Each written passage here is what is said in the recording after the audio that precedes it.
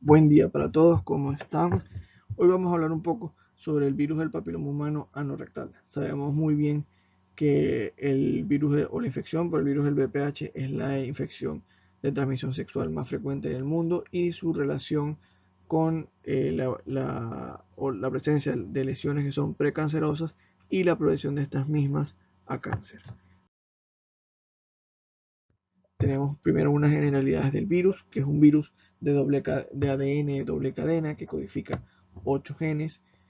Va a codificar una serie de proteínas. Las más importantes vamos a tener las de expresión temprana, que van a ser la E6 y la E7, que codifican oncoproteínas, que son las que se van a integrar dentro del genoma de la célula que van a infectar y van a estar dentro de su ADN. Y tenemos la L2 y la L1, que son las de expresión tardía, que van a codificar proteínas estructurales que van a su vez formar la cápside del virus. Sabemos que hay más de 180 tipos de VPH que se han identificado, de los cuales 40 afectan o infectan el tracto anogenital. Tenemos dos subgrupos importantísimos de estos 40. El primer grupo son 12 subtipos, que son los subtipos oncogénicos, que tienen mayor propensión a desarrollar lesiones cancerígenas, y el subtipo 6 y 11, que son los que están más relacionados con la formación de lesiones verrugosas o condilomas. En la epidemiología, como ya bien dijimos, es la ITS más frecuente en el mundo. Más del 80% de las personas en algún momento de su vida van a contraer la infección. Su máxima incidencia es después de la primera relación sexual, vendría siendo entre los 15 y los 25 años. Tiene una prevalencia del 42% a nivel de la región anogenital, y los hombres anoreceptores tienen una prevalencia del 66%. A nivel anogenital, de ese 63%, 37% son subtipos de alto riesgo, y los individuos, anoreceptores VIH positivos tienen hasta un 92% de prevalencia de estas lesiones a nivel de la región anogenital, con un 73% de subtipos de alto riesgo. Está relacionado con el 87% de cáncer anal, de cáncer anal, y hasta el 6% de todos los cánceres en general que se generan anualmente. Tenemos como factores de riesgo el número de parejas sexuales. Mientras más parejas sexuales o mayor sea la promiscuidad de la persona, mayor riesgo tiene. La sexarquia más temprana, un estado de inmunosupresión, bien sea por presencia de VIH o por ser paciente post-trasplante, ser anoreceptor, el uso de preservativo, aunque esto es un factor relativo, ya que el preservativo genera una protección, digamos, parcial, muy localizada, debido a que igual el periné y la misma región anal queda expuesta a fluidos infectados, y antecedentes de VPH, es decir, antecedentes de displasias previas, bien sea a nivel de cuello uterino o en la misma región anal. En cuanto a las manifestaciones clínicas, tenemos que hacer manifestaciones variables. Puede ir desde lesiones totalmente sintomáticas, lesiones obvias como lo son los condilomas, que todos conocemos, hasta lesiones que pueden progresar a cáncer. Hay lesiones que pueden tener remisión espontánea en 3 a 4 meses, representan solo del 10 al 20%, y el paciente lo relaciona a una curación espontánea de la enfermedad.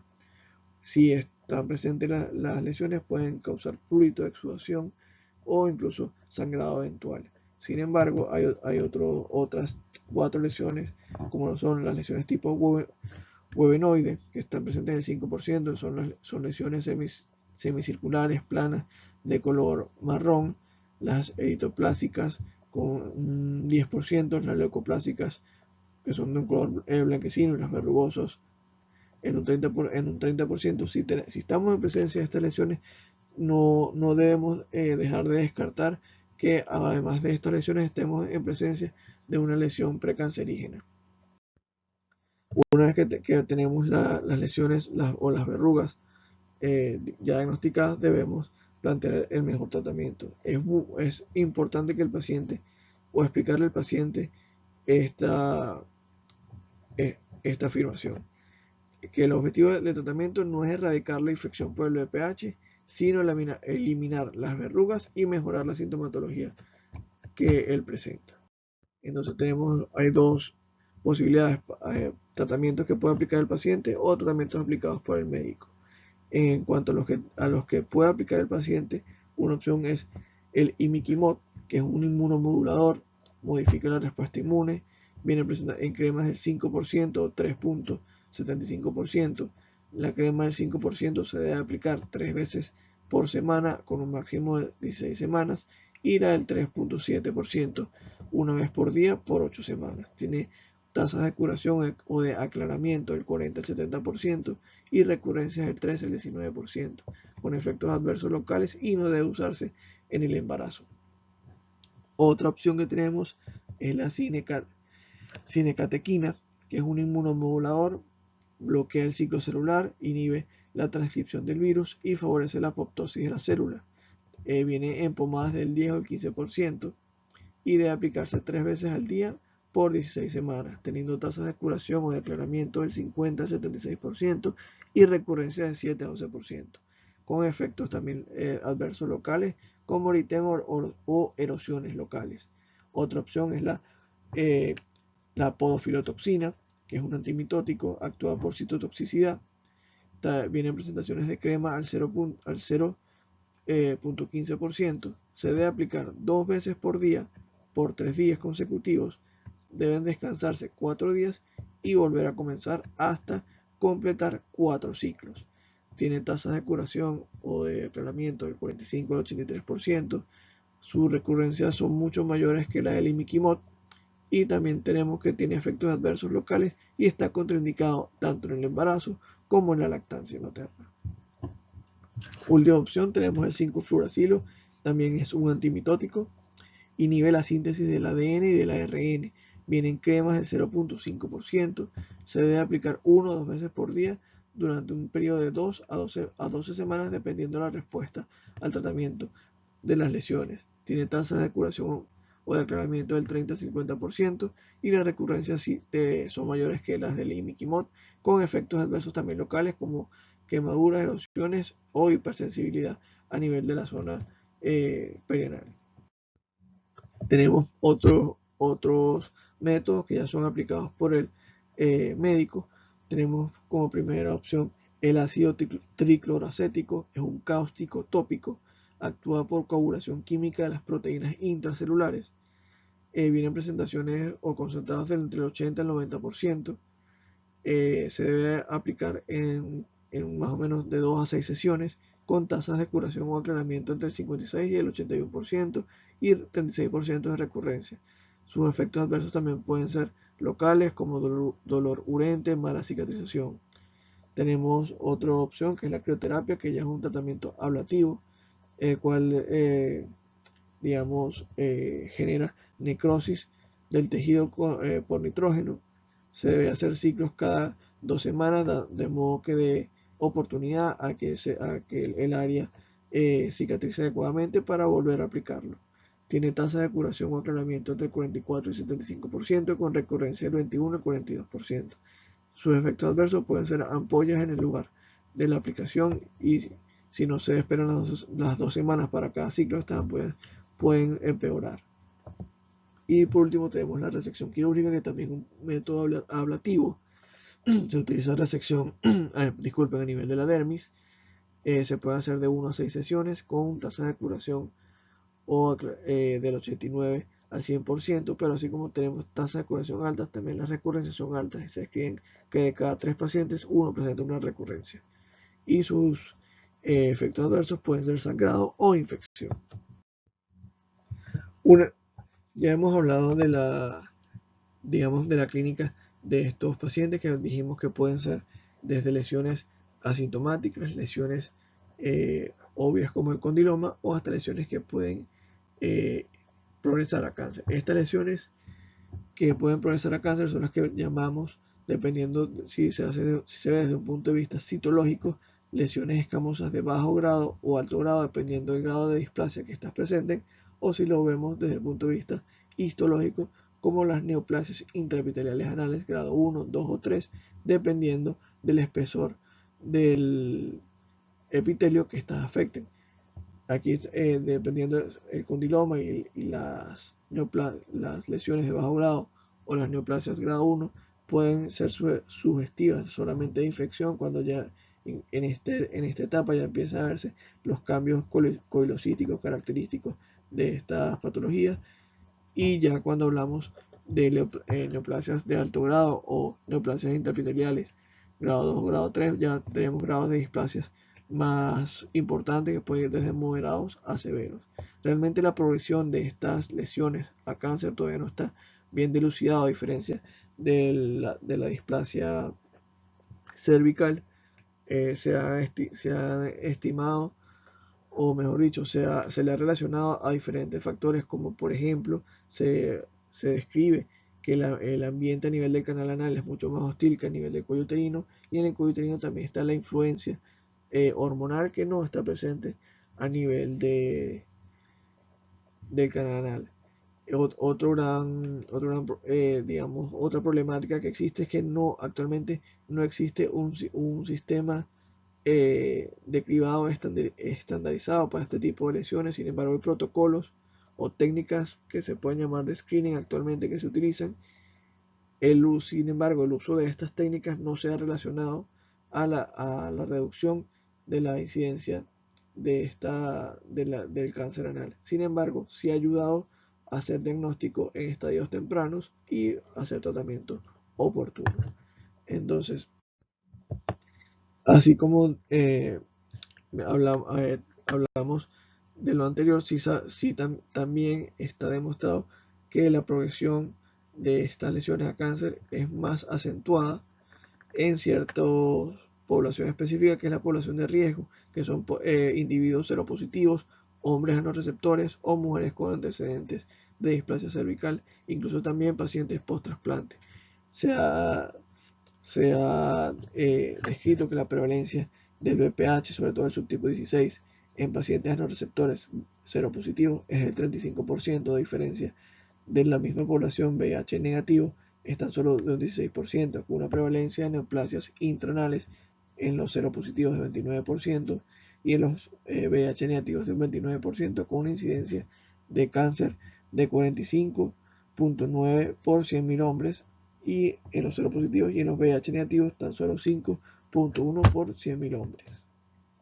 Por ende, es importante tener siempre en cuenta si es esta población de riesgo, por la alta probabilidad que existe de que estas lesiones progresen más rápidamente a lesiones malignas. Entonces, ¿qué opciones tenemos? La citología anal. La citología anal es similar a una citología cervical.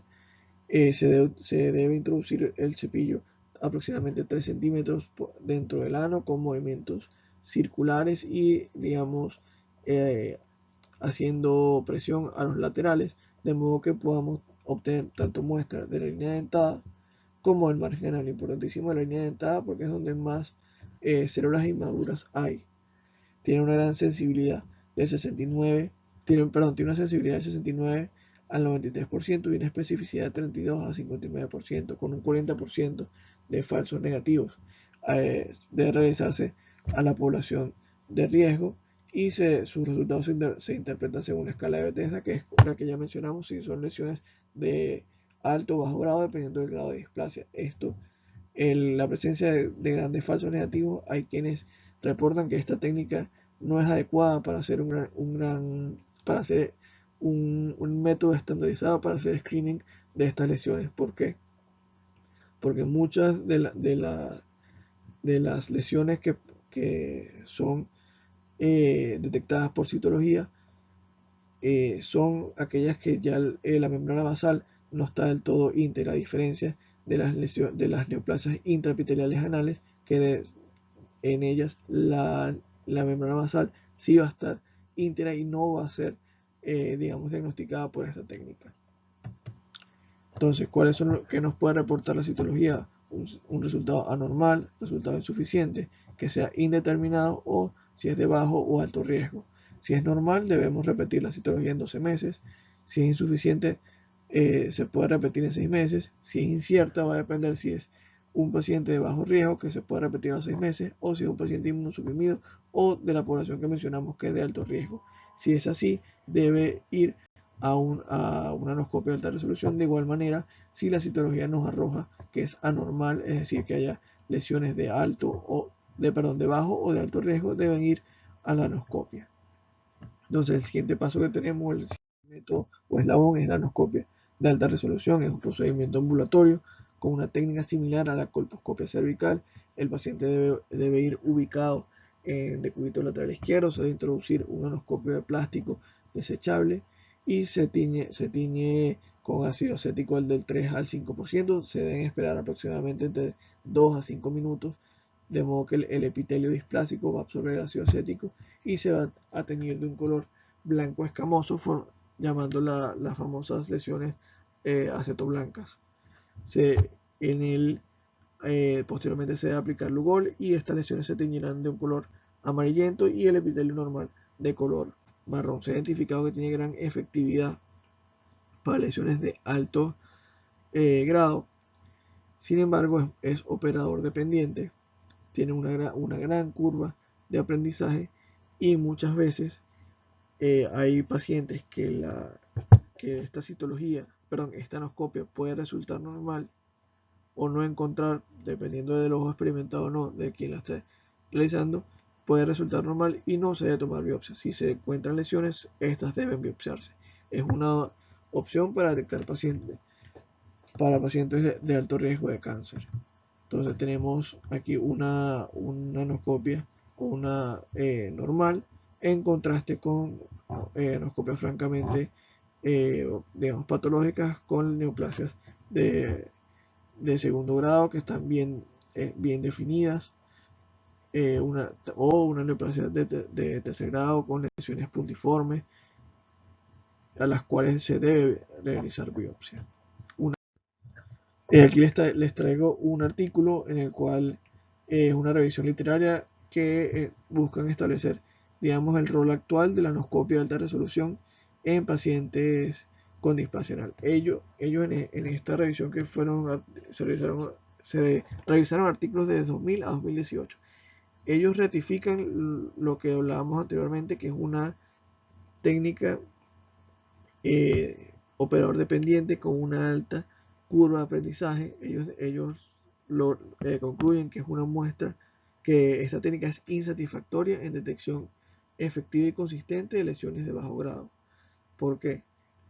¿Cuál es uno de los grandes problemas con esta técnica? Que siempre se utiliza en pacientes que la citología ha sido anormal y se toman biopsias de lesiones en la cual ya la citología ha resultado patológica, pero muchas veces que se realiza este método, como mencionamos anteriormente, y de anormal, hay quienes no realizan una biopsia del tejido. Al no hacer eso, hay muchas lesiones que se puede decir que se han subdiagnosticado, y ellos lo demuestran que hacer la biopsia aleatoria con la anoscopia de alta resolución ha identificado hasta 12% de lesiones de alto grado que no se habían en las cuales la citología había sido normal, por ejemplo, y lo compararon con otros métodos diagnósticos y realmente no fue superior, en vista de que no hay un método estandarizado de screening para estas lesiones. Ellos no logran concluir o no logran establecer cuál es la función o el rol exacto actualmente de esta técnica en el contexto de una displasia anal. Ellos proponen que deben hacerse mayores estudios controlados y aleatorizados con poblaciones más homogéneas y entrenadas. Otro método que tenemos son los biomarcadores. Ellos deben usarse como complemento en un momento que la biopsia no nos arroje un resultado definitivo, si es una lesión de alto grado, si son lesiones que aparentan serlo. En 2012, un estudio australiano probó o comparó el la prueba de ARN mensajero de las proteínas E6 y E7 y encontró que había igual sensibilidad que la citología para lesiones de alto grado. Sin embargo, esta tiene mayor especificidad. Este es un método que es muy sensible y poco específico, debido a que muchos de los pacientes que están infectados por el VPH no solamente están infectados por por lo general no están infectados por un solo subtipo, sino por varios. Entonces, al ya tener un subtipo, siempre la prueba va a salir positiva. Sin embargo, la especificidad es baja porque no se sabe, no arroja si es uno de los serotipos de alto riesgo o no. Entonces, al tener una alta sensibilidad y poca especificidad, da o arroja muchos falsos positivos, para lo cual si nos guiamos por ellos, llevaríamos a biopsia a muchos pacientes que no lo ameritan. Por ende, se recomienda que no debe ser un método de screening de primera línea.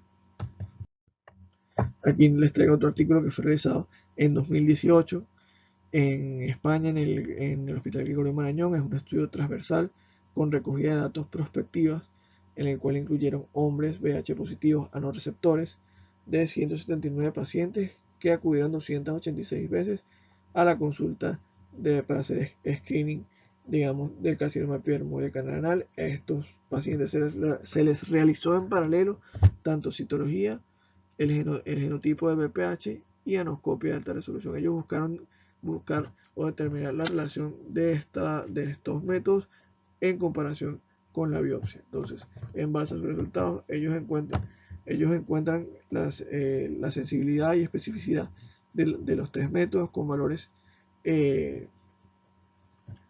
positivos, en los cuales ellos concluyen que realmente los tres métodos tienen un rendimiento bajo y usan el coeficiente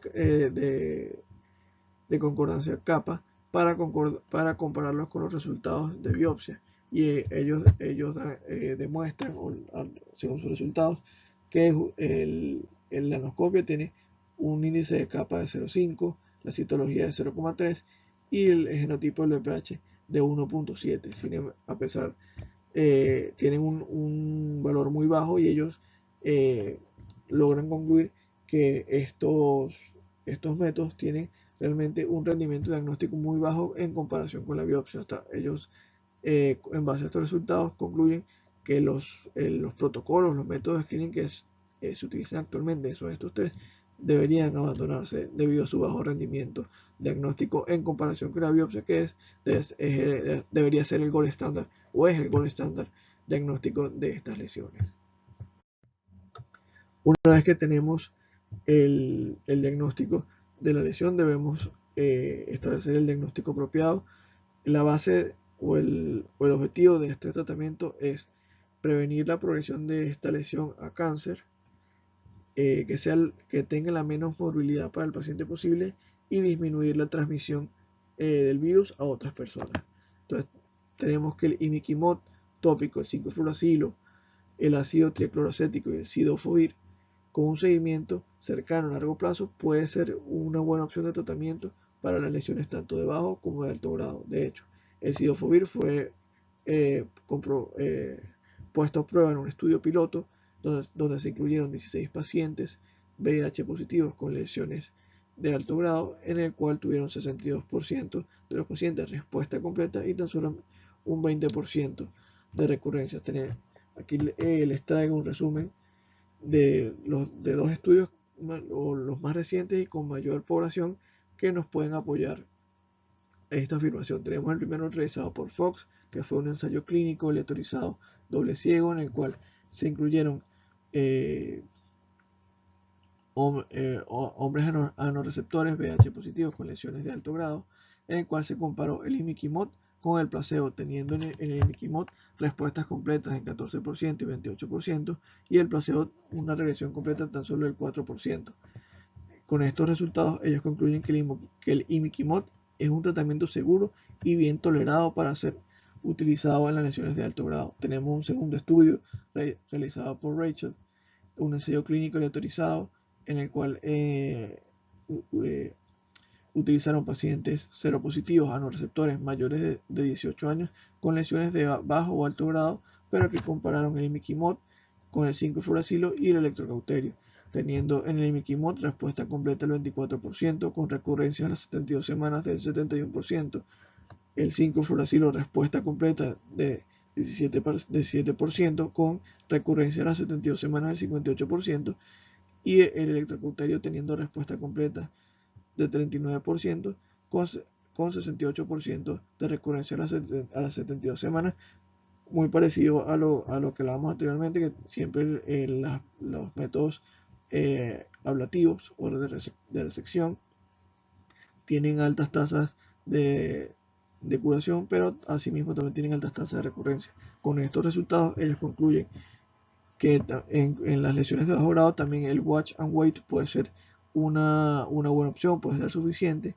El electrocauterio es superior al imiquimod tópico, es decir, a las terapias tópicas, en el tratamiento de lesiones intraepiteliales anales en pacientes anorreceptores con VIH. Sin embargo, sí nos reflejan que el imiquimod es la mejor opción para lesiones perianales.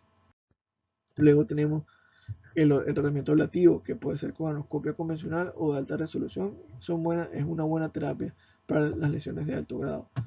Aquí también les traigo un resumen de 3 estudios que son los más recientes y con buena población, que nos pueden ayudar con esta afirmación. Tenemos el primero realizado por Marks, que es un estudio retrospectivo de 232 pacientes con pacientes anorreceptores con lesiones de alto grado intranal utilizando electrocauterio en pacientes seropositivos o VIH positivos y no VIH y VIH negativos.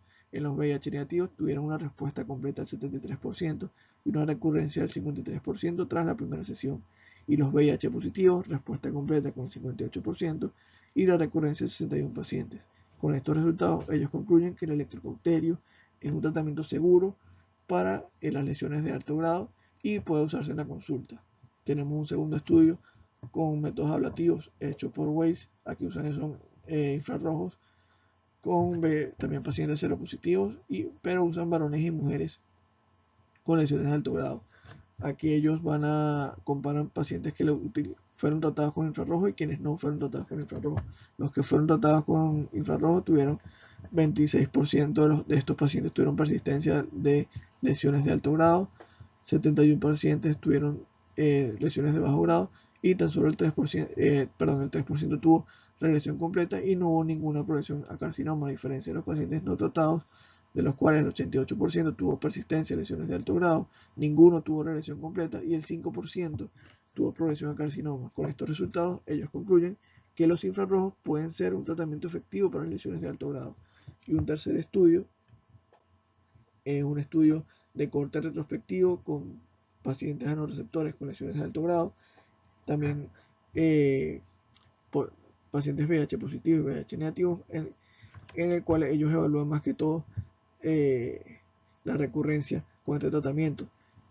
Y con estos resultados ellos concluyen que los infrarrojos son un tratamiento efectivo para las lesiones de alto grado en pacientes anorreceptores VIH positivos y negativos. Sin embargo, los VIH positivos tienen mayores tasas de recurrencia y estas aparecen más temprano, como lo podemos observar en los resultados. Aquí les traigo otro algoritmo para el manejo de estas lesiones. Nuevamente les recuerdo cuál es el objetivo de esta terapia. Entonces, dependiendo si es una neoplasia grado 1 o grado 3 y dependiendo si el paciente es inmunocompetente o si es población de riesgo, tenemos la grado 1 con pacientes inmunocompetentes. Pueden realizarse anoscopias de alta resolución o tratamientos ablativos con citología anual. Si es población de alto riesgo o inmunosuprimidos, anoscopia de alta resolución cada 3 a 6 meses. Si es una neoplasia intranal grado tipo 2 o 3 y es inmunocompetente, se debe utilizar tratamientos ablativos, que ya los hablamos, o si es inmunocomprometido, se debe realizar una anoscopia de alta resolución cada 3 a 6 meses con terapia tópica o ablativo, como lo mencionamos anteriormente. En cuanto a la vacunación, tenemos 2 vacunas disponibles contra el VPH, las cuales son eficaces. Tenemos la Cervarix, que es la bivalente con los subtipos 16 y 18, y la Gardasil, que es la tetravalente con subtipos 6, 11, 16 y 18.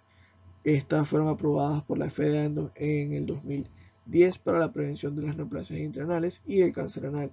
Con ellas se observó una reducción de hasta el 78% de la incidencia de las neoplasias intraanales y del carcinoma anal en hombres anorreceptores. Y los hombres anorreceptores, y además que sean VIH positivos o VIH positivos menores de 26 años, todos deben ser vacunados, al igual que también la CDC ha establecido que todos los niños de 11 a 12 años deben también ser vacunados. Aquí tenemos un artículo de 2011 el cual nos ayuda a corroborar las afirmaciones previas, que es la vacuna del VPH contra la infección del VPH anal y la neoplasia intraepitelial. Es un estudio aleatorizado controlado doble ciego con 602 hombres anorreceptores, de los cuales 299 fueron vacunados. Ellos lograron demostrar que el uso de la vacuna disminuyó las tasas de incidencia de las neoplasias internales e incluso fue efectivo para la infección persistente del VPH. Nuevamente, como resumen, tenemos para la citología anal, si esta citología es normal, debe repetirse en 12 meses si es seropositivo, o de 24 a 36 meses si es VIH negativo. Si la muestra es inadecuada, se debe repetir. Ahora, si tenemos resultados anormales, bien sea resultados indeterminados, si es indeterminado, si es una lesión de bajo o alto grado, todas deben ir a anoscopia y biopsia. Si ya reporta un cambio para cáncer, debe ser referido a cirugía. Una vez que vamos a la anoscopia más la biopsia, dependiendo del resultado, vamos a tener diferentes metodologías. Si la anoscopia con la biopsia y la biopsia normal, se debe repetir nuevamente al año o a los 26 o 36 meses, dependiendo del estado del VIH.